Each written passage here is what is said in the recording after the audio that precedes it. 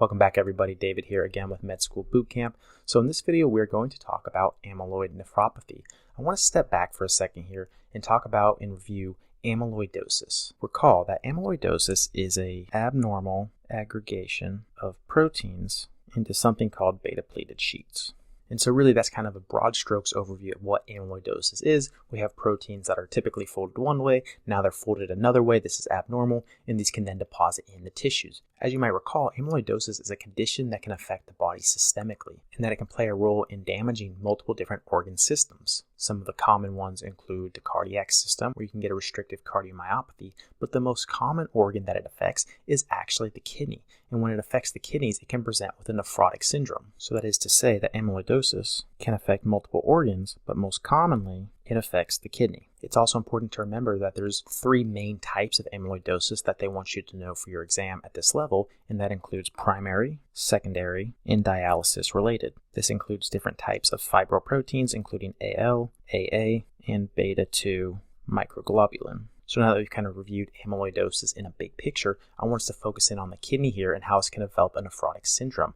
So essentially, amyloidosis causes problems by depositing in the tissues. So we have a buildup of extracellular amyloid proteins. Like we said previously, anything that deposits in the tissue or damages our filtration barrier can lead to a nephrotic syndrome presentation. And that's exactly what we can see here. While we don't necessarily need to know how the pathway damages these structures, it is important to know some key diagnostic findings. And for amyloid nephropathy, this finding of apple green birefringence on Congo red stain under polarized light is one of the most common buzzwords that you will see in the first couple years of medical school. Almost any question that is likely to show up at this level, which uses this phrasing of apple green birefringence, is typically relating to amyloidosis. This is a connection that must be made to get your questions right on test day. And while we don't need to know the physics of why this is actually occurring, it is vitally important that we recognize an image that might present something like this. And hopefully you can appreciate some of these apple green birefringent colors that we see throughout the glomerulus here, as this is something they will expect you to know simply by looking at the pathology. It's also important to know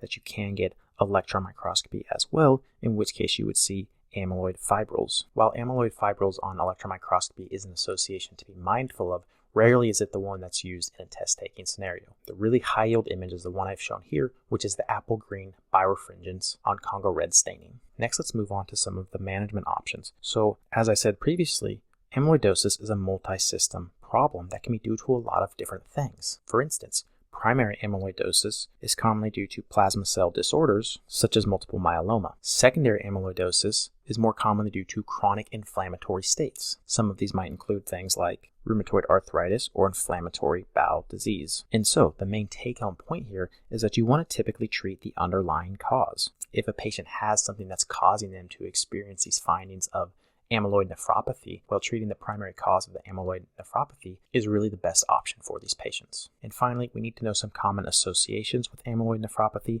one which we already talked about, which includes the kidney being the most commonly involved organ. It's also more commonly seen in the elderly patients.